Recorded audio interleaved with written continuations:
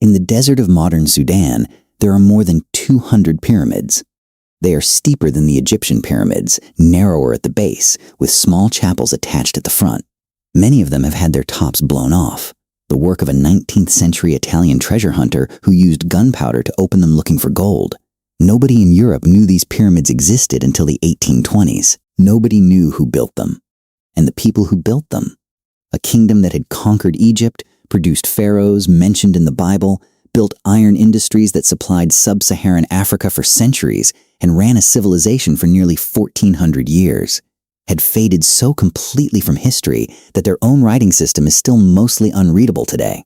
The kingdom was called Kush. Its people were the Nubians, inhabitants of the Nile Valley south of Egypt, in the territory that is now Sudan. At the height of their power, they were the pharaohs of Egypt. Their greatest king, Taharqa, is mentioned in the Hebrew Bible. Their queens, called Kandakes, fought Rome to a stalemate and negotiated treaty terms as equals. They built more pyramids than Egypt ever did. They developed a writing system that we can read phonetically but largely cannot understand. And when their kingdom finally fell, around 350 CE, they disappeared from historical memory so thoroughly that for 1,000 years the people who walked past their monuments did not know whose monuments they were. The silence that fell over Kush after its collapse is not the silence of a people who left nothing behind. It is the silence of a civilization whose records we cannot read, whose monuments were attributed to others, and whose story was absent from the histories written by civilizations that looked north toward Greece and Rome and not south toward Africa. The Kingdom of Kush conquered Egypt, survived being expelled from Egypt by the Assyrian Empire, flourished for another 1,000 years in Sudan, and then faded. This is the story of what they built, what they lost, and why we are only now beginning to understand how much we did not know. Nubia, the land south of Egypt along the Nile, had been in Egypt's shadow for most of recorded history. During the New Kingdom, from roughly 1550 to 1070 BCE, Egypt had colonized Nubia outright. Egyptian pharaohs built temples there, including the great Abu symbol of Ramesses II, carved directly into the rock of the Nubian cliffs as a statement of Egyptian power. The Egyptians appointed a viceroy of Kush to administer the region, extracted its gold and ivory and ebony, and brought its people north as enslaved laborers and soldiers. The gold of Nubia. The word Nubia may derive from the Egyptian word for gold, nub, made Egypt rich. But colonization is rarely one-directional. The Nubians who lived under Egyptian rule for 500 years did not simply resist and resent Egyptian culture. They absorbed it. They adopted hieroglyphic writing. They worshipped Egyptian gods, particularly Amun, whose great cult center at the Egyptian temple of Karnak was the most important religious site in the Nile Valley. They built temples in Egyptian style. They studied Egyptian administrative and artistic techniques. When Egyptian rule finally weakened, the Nubians who had been Egypt's subjects were, in many respects, more deeply committed to the forms of Egyptian civilization than the Egyptians themselves. Egypt's new kingdom collapsed around 1070 BCE, fragmenting into a complex mess of competing dynasties and local rulers that historians call the Third Intermediate Period. For the next 400 years, Egypt was divided. Different parts of the country were ruled by different families. Libyan dynasts in the delta, various local strongmen in the south. The temples fell into neglect. The religious traditions became corrupt. The unified pharaonic state that had built the pyramids and conquered an empire was a memory. And during this period of Egyptian weakness, the Nubian kingdom at Napata, near the fourth cataract of the Nile, at the sacred mountain of Jebel Barkal, grew steadily stronger. The Nubian kings at Napata built their power around the cult of Amun. Jebel Barkal, the pure mountain, was believed to be the original home of Amun, the chief god of the Egyptian pantheon. The Nubian kings were not just military rulers, they were the guardians of Amun's true worship, the inheritors of the religious traditions that Egypt itself had allowed to decay. Their court observed stricter Egyptian religious standards than the Egyptian courts did. When they looked north at the fragmented Egypt of the 8th century BCE, they saw not a superior civilization to be respected, but a decayed one to be restored. And they decided that restoration was their responsibility. The king who acted on that conviction was Piye, also known by the Greek rendering of his name, Pianki. Piye ruled from Napata from around 747 BCE. Egypt in his time was controlled by a patchwork of petty rulers, local dynasts in different cities, a powerful chief named Tefnakht who was building his own power base in the delta. The fragmentary Egypt that Piye looked at was, in his view, a religious emergency. The temples were mismanaged. The sacred offices were improperly filled. The worship of Amun was being neglected by men who had no right to rule Egypt and no understanding of how to do it correctly. Around 744 BCE, Piye marched north. The campaign Piye conducted was unlike most ancient conquests. He did not lead a campaign of plunder and terror. He led what he described, on the great stone stele he had carved afterward, as a mission of religious restoration. He defeated the local rulers in battle when they resisted. But his descriptions of the campaign are remarkable for what shocked him. Not military resistance, but religious impropriety. Some of the local Egyptian rulers who surrendered to him were refused a formal audience with Piye because they were uncircumcised, or because they ate fish, which was considered ritually impure in the traditions Piye followed. The conqueror of Egypt was offended not by their armies but by their manners. Memphis, the great city at the junction of Upper and Lower Egypt, one of the most important cities in the ancient world, resisted. Its defenders used the city's position on the Nile to create water defenses. Piye's response was to attack from the river itself, sailing his army directly to the city walls and scaling them. Memphis fell. Piye performed the proper religious rites in the Temple of Ptah, visited the sacred bulls kept there, and behaved throughout like the legitimate pharaoh restoring order after a period of chaos, which was precisely how he understood himself. He received the submission of the Delta rulers, including Tefnakht, who submitted in person. Piye was now lord of all Egypt. Then Piye went home. He returned to Napata and apparently never came back to Egypt. The victory stele he had carved, a large pink granite monument now in the Cairo Museum, records the entire campaign in meticulous detail. It is one of the greatest royal inscriptions of the ancient world, funny, revealing, and deeply strange by the standards of ancient conquest narratives. It dwells at length on the religious proprieties of the campaign and the improprieties of the defeated Egyptians. It is not primarily a record of military glory. It is the record of a religious mission successfully completed. Piye was buried back in Nubia, at El Kuru, in a pyramid. Nubian style, steep and narrow, nothing like the massive flat structures his predecessors had built 3,000 years before in Egypt. The pharaohs who followed Piye, his brother Shabaka and then Piye's sons Shebitku and Taharqa, did not go home.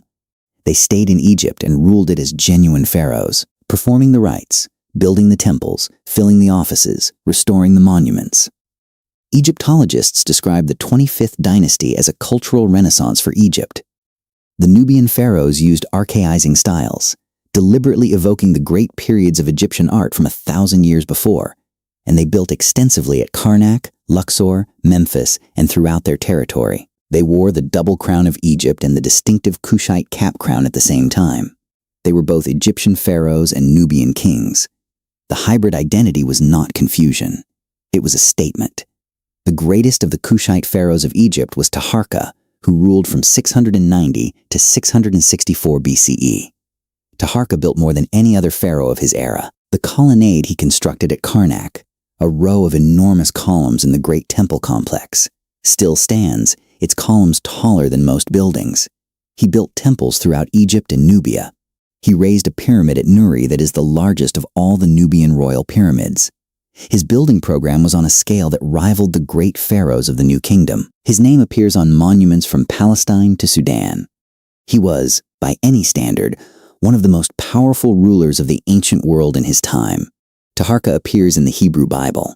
2 Kings chapter 19 and Isaiah chapter 37 both mention Taharqa, king of Ethiopia, in the context of Sennacherib's siege of Jerusalem. The Assyrian king Sennacherib had besieged Jerusalem around 701 BCE, and the biblical account says the Assyrian army withdrew, attributed in the text to divine intervention. The exact role of Taharqa in these events is debated by historians. The biblical account may conflate two separate campaigns or misstate his kingship, but the reference is real and remarkable. Of all the African rulers south of Egypt in the ancient world, Taharqa is the one named in the Hebrew scriptures. The Nubian pharaoh of Egypt appears in the foundational text of Western civilization. But the great power that Egypt and Kush could not ultimately resist was Assyria. The Neo-Assyrian Empire of the 8th and 7th centuries BCE was the most powerful military force the ancient world had seen to that point. A professional army organized for mass warfare, with siege technology that could take any city, and a policy of total subjugation of defeated peoples. Esarhaddon, who ruled Assyria from 681 to 669 BCE, made the conquest of Egypt his strategic goal. Egypt, the Nile, the grain, the prestige, was the prize that would make Assyrian dominance of the entire Near East complete. In 674 BCE, Esarhaddon launched his first invasion of Egypt. Taharqa stopped him. The Assyrian army was repelled, an extraordinary achievement for a power that had been rolling over every enemy it faced. But 3 years later, in 671 BCE, Esarhaddon came back with a larger force and a different approach. He crossed the Sinai Desert and struck directly at Memphis. Taharqa was wounded in battle. Memphis fell. Members of Taharqa's family were taken prisoner. The Assyrians installed a series of local client rulers throughout Egypt and went home, convinced they had conquered it. Esarhaddon died in 669 BCE while preparing a third campaign, having heard that Taharqa had retaken Memphis the moment the Assyrian army left. Taharqa fought back for years. He retook Memphis. He reclaimed authority over Upper Egypt. He was not finished and would not accept defeat. It was his nephew and successor Tantamani who finally had to face the endgame, Ashurbanipal. Esarhaddon's son, one of the most capable and ruthless rulers in Assyrian history, sent campaign after campaign until the issue was settled. In 664 BCE, the Assyrians reached Thebes, the ancient capital of Egypt, home of the great temple of Karnak, one of the most sacred and celebrated cities in the ancient world. They sacked it. The sack of Thebes was so shocking to the ancient world that the biblical book of Nahum, written about the eventual fall of Nineveh, invokes the fall of Thebes as its example of how even the greatest cities can be destroyed. Tantamani fled south to Nubia and never returned. The 25th dynasty was over. What the Assyrians could not destroy was the Kingdom of Kush itself. South of Egypt's borders, beyond the Assyrian reach, the kingdom continued. The Kushite kings at Napata did not collapse because they lost Egypt. They had ruled Napata before they conquered Egypt, and they continued to rule from Napata after they were expelled. They remained pharaohs in their own territory. They kept building pyramids in the Nubian style. They maintained the cult of Amun. The loss of Egypt was enormous. It was the loss of the richest prize in the ancient world. But it was not the end of Kush. Over the following centuries, the Kingdom of Kush underwent a gradual transformation. Around 300 BCE, the capital shifted from Napata to a city further south, Meroë, situated in the territory between the 5th and 6th cataracts of the Nile, in a region with more rainfall and better agricultural potential than the territory around Napata. The move to Meroë marks the beginning of what historians call the Meroitic period, the last great phase of the Kushite kingdom, which would last for another 6 centuries and develop its own distinct culture, script, and identity, increasingly independent of the Egyptian traditions that had defined the Napatan period. Meroë became one of the ancient world's great ironworking centers. The city and its surrounding region had iron ore deposits and abundant timber for charcoal, the two key ingredients for iron smelting.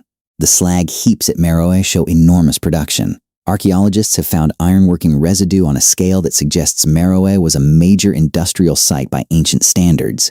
The iron produced at Meroë flowed south and west into sub-Saharan Africa. Some historians have argued that Meroë was a key node in the diffusion of iron technology across Africa, that the iron tools and weapons that transformed sub-Saharan societies in the first millennium CE had roots in what was being produced at Meroë. It is the kind of historical influence that is hard to trace but enormous in its consequences. The Meroitic kingdom was also notable for something unusual in the ancient world, the power of its women. The title Kandake, often transliterated as Candace in Greek and Latin sources, referred to queen mothers who held real political and military authority. In some periods, Kandakes ruled as the primary sovereign. In others, they shared power with kings. The imagery of Meroitic royalty shows Kandakes on temple walls in poses of military power, large, fierce, trampling enemies underfoot. They were not merely ceremonial figures. When Rome sent an expedition into Nubian territory in 24 BCE, the campaign led by the prefect Aelius Gallus on behalf of Augustus Caesar. The resistance was led by a Kandake, possibly Amminarenas. The Roman-Meroitic conflict of 24 to 21 BCE is one of the more remarkable episodes in ancient history. A Kandake of Meroë, described in ancient sources as one-eyed and ferocious, led raids into Roman-held Egypt, sacking Roman forts and capturing a bronze statue of Augustus Caesar that she brought back to Meroë as a trophy. It was buried under the steps of a victory monument so that forever after, Romans who entered would be walking on the face of their emperor. Archaeologists found it in 1910. The head of Augustus is now in the British Museum. Rome eventually sent a second expedition under Gaius Petronius, recaptured some territory, and then negotiated. The Treaty of Samos, signed around 21 BCE, gave Meroë favorable terms, including the return of Roman-held Nubian territories. The Kandakes had negotiated as an equal. The Meroitic kingdom developed its own writing system, separate from the Egyptian hieroglyphics that the Napatan period had used. Around 200 BCE, an alphabet of 23 characters was created. The Meroitic script, written right to left, appearing in both a cursive form and a hieroglyphic form. By the standards of ancient scripts, it was deciphered relatively early. In 1909, the British Egyptologist Francis Griffith cracked the phonetic values of the letters. The problem was that cracking the phonetics is only the first step. To understand what a text says, you need to understand the vocabulary and grammar of the language, and the Meroitic language. Unlike Egyptian, which was eventually decoded through the Rosetta Stone and its relationship to Coptic, has almost no surviving bilingual texts to help with translation. We can read Meroitic aloud. We barely understand what we are saying. The situation is this: there are hundreds of Meroitic inscriptions. Scholars have identified the words for king, queen, bread, water, and a few dozen others. Proper names and royal titles are accessible because they sometimes appear in contexts with enough Egyptian or Greek parallel texts to verify, but full sentences remain largely opaque. A Meroitic inscription might begin with a royal name and title, include a series of words that phonetic analysis suggests are related to funerary or dedicatory ritual, and then become a sequence of sounds whose meaning is simply unknown. The people of Meroë wrote prolifically. They left records of their kings, their queens, their religious practices, their history. We can hear the sounds but not understand the words. The silence is literal. The pyramids of Meroë are the most visible surviving monument of the Kushite civilization. More than 200 were built at the main sites of Meroë, Nuri, and El Kuru. They are immediately distinguishable from Egyptian pyramids. Steeper angle, about 70 degrees compared to Egypt's 51. Narrower base, smaller overall dimensions, with small chapel structures attached to the east face where offerings were left. The builders were not copying Egyptian pyramids. They were using a pyramid form that had developed its own distinct Nubian character over centuries. The royal cemetery at Meroë contains the pyramids of dozens of kings and queens spanning centuries of Meroitic history. They stand in the Sudanese desert today, partially damaged, partially restored on the UNESCO World Heritage List. In 1834, an Italian treasure hunter and physician named Giuseppe Ferlini arrived at Meroë. He had heard rumors of gold in the pyramids. He proceeded to blow the tops off at least 40 of them using gunpowder, searching for treasure. He found jewelry, a significant gold treasure from one pyramid that he later sold to European museums. But the archaeological destruction he caused was irreversible. The tops of dozens of Nubian royal pyramids were simply gone. The contexts that would have allowed scholars to understand what had been inside them were obliterated. The story of Ferlini is one of the great examples of what happens when the historical record is treated as raw material for personal enrichment rather than as a shared inheritance. The decline of Meroë was gradual, driven by a combination of factors that historians are still debating. The most important structural cause was the shift in Red Sea trade routes. During the height of the Meroitic period, the kingdom had benefited from trade connecting the Mediterranean world through the Nile Valley to sub-Saharan Africa. Gold, ivory, ebony, enslaved people moving north, manufactured goods moving south. But as the Roman Empire developed its Red Sea trade directly, bypassing the Nile Valley through the port of Berenice on the Egyptian coast, Meroë lost its position as the commercial intermediary. The trade that had funded the kingdom's temples and pyramids was going around them. The rise of Aksum compounded the problem. The kingdom of Aksum, centered in the Ethiopian highlands in modern Ethiopia and Eritrea, had direct access to the Red Sea coast and became the dominant power in the region's long-distance trade during the 1st century CE. Aksum was producing its own coins, building its own monuments, converting to Christianity in the early 4th century CE, and growing in military power. Where Meroë had once been the great African kingdom that Mediterranean powers dealt with, Aksum was taking that role. Meroë was becoming peripheral to the networks that sustained it. Around 350 CE, the Aksumite king Ezana invaded Meroë.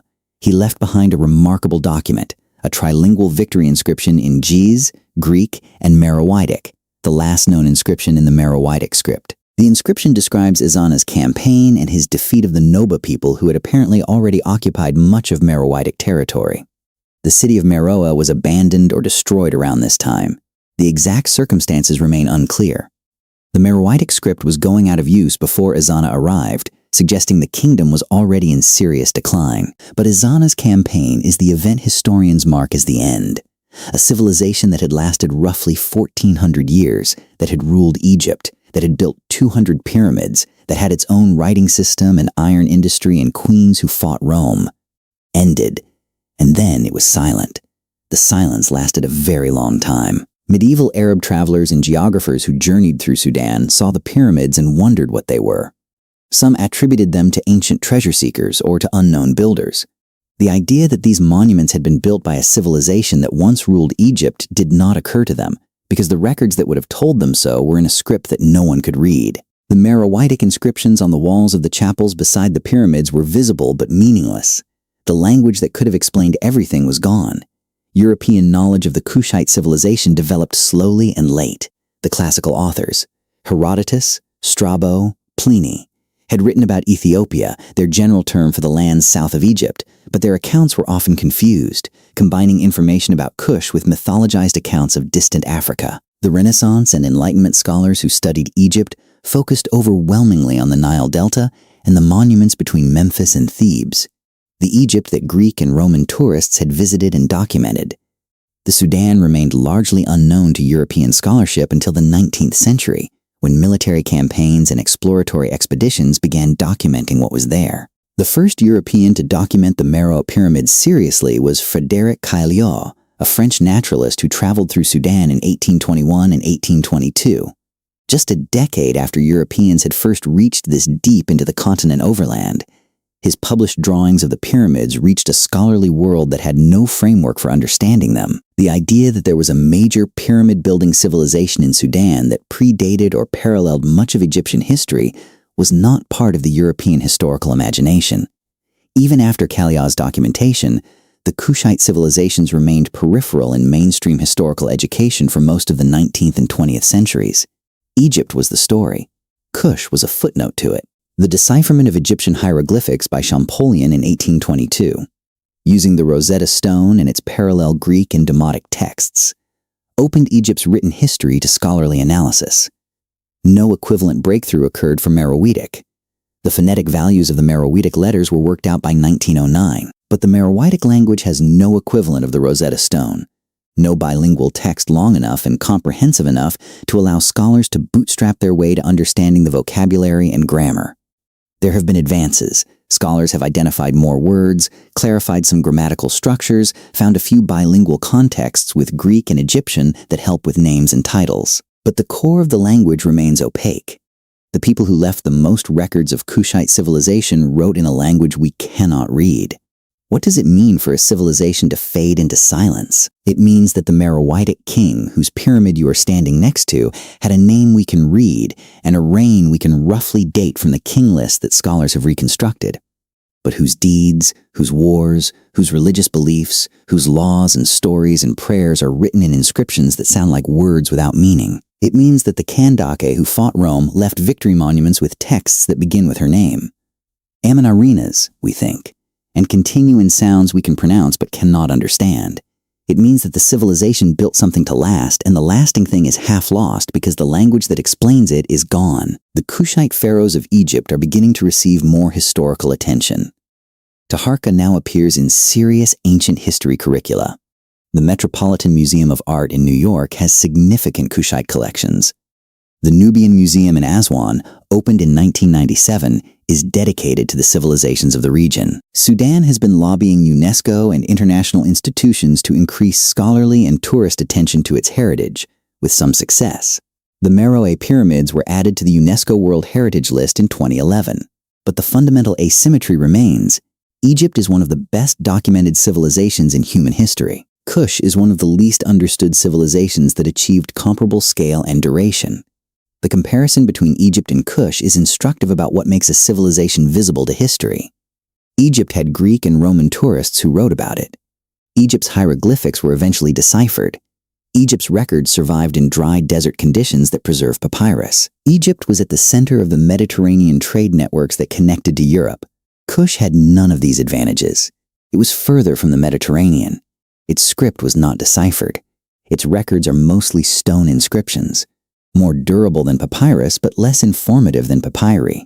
It was connected to trade networks that ran south and west into Africa rather than north into Europe. Its story was not taken up by the civilizations that wrote the histories that Europe eventually inherited. There is one more dimension to the silence that is worth dwelling on. The Kingdom of Kush at its height was a civilization of black Africans who had conquered the civilization that European scholarship had spent centuries treating as the pinnacle of antiquity. The discomfort that caused in European historical imagination was real and documented. 19th and early 20th century scholars sometimes described the 25th dynasty pharaohs as Egyptianized Nubians who were more Egyptian than African, or questioned whether the original Egyptians themselves had been the racial group that later Nubian rulers were. The effort to disconnect African achievement from African identity was a consistent feature of colonial-era scholarship. The correction of this: understanding Kush as an African civilization that conquered Egypt and ran it according to African traditions of kingship and religion, has been slow and is still incomplete in popular historical education. The Nubian pyramids of Sudan stand today in conditions that range from restored and accessible to crumbling and remote. The site at Meroë, the most visited, is a striking landscape. Dozens of steep pyramids rising from reddish sand, many with their tops destroyed by Ferlini, against a sky that is almost always blue and almost always empty. There are no crowds. There is no mass tourism infrastructure comparable to Giza. Visitors to the Meroë pyramids are rare by the standards of the world's great archaeological sites. The knowledge that these pyramids are older than the Roman Empire, that they were built by the pharaohs of Egypt and by the queens who fought Rome, that they contain inscriptions in a writing system still largely unread. All of this is visible in the monuments themselves, waiting for an interpretation that is only partially available. The story of Kush is not finished. Archaeologists are excavating at Meroë and its satellite sites every season. New inscriptions are found, new computational approaches to the Meroitic language, using the limited body of understood words and the structural patterns of related languages, are being applied. The complete decipherment of Meroitic may never be achieved if there is simply insufficient vocabulary to work with, but partial understanding may grow. What the pyramids, the temples, the iron-smelting sites, and the buried statues of Roman emperors tell us is that this was a civilization of real scope and genuine achievement, one that deserves to be as well known as the civilizations that border and bookend it in the historical record. It is not absent from history. It is waiting to be read. In the Sudanese desert, more than 200 pyramids stand in clusters, steeper than Egypt's, smaller, many damaged, all pointing toward a story that most people do not know. The civilization that built them conquered Egypt and became its pharaohs. It appears in the Bible. It built iron industries. It had queens who buried a statue of Augustus Caesar under temple steps so that Romans would walk on the emperor's face forever. It ran for 1,400 years. And then it faded. Not because it was insignificant, but because the records it left are written in a language we cannot read, and the history that survived was written by people who were not looking south. The silence is not the measure of what Kush was. It is the measure of what we have lost.